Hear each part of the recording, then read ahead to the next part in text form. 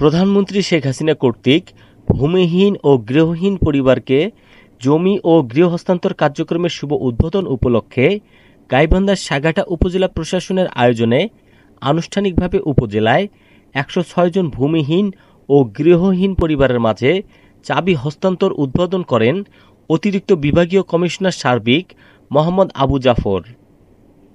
উক্ত অনুষ্ঠানে বক্তব্য রাখেন গাইবান্ধার অতিরিক্ত জেলা প্রশাসক মোহাম্মদ জাহিদ হাসান সিদ্দিকী, উপজেলা পরিষদ চেয়ারম্যান অ্যাডভোকেট শামসুল আরফিন টিটু, উপজেলা নির্বাহী কর্মকর্তা মোহাম্মদ ইসহাক আলী, উপজেলা সহকারী কমিশনার ভূমি মনোরঞ্জন বর্মন, উপজেলা স্বাস্থ্য ও পরিবার পরিকল্পনা কর্মকর্তা ডাক্তার সাজিয়া আরফিন, উপজেলা ভাইস চেয়ারম্যান রোস্তম আলী, মহিলা ভাইস চেয়ারম্যান রওশনারা, বীর মুক্তিযোদ্ধা গৌতম চন্দ্র মদক, জুমারবাড়ি ইউপি চেয়ারম্যান আমিনুল ইসলাম।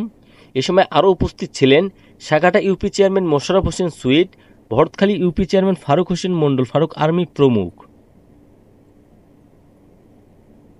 সাগাটা থেকে মাজেদ মজুর ভিডিও চিত্রে মোস্তাফিজুর রহমান ফিলিপস, সাগাটা নিউজ।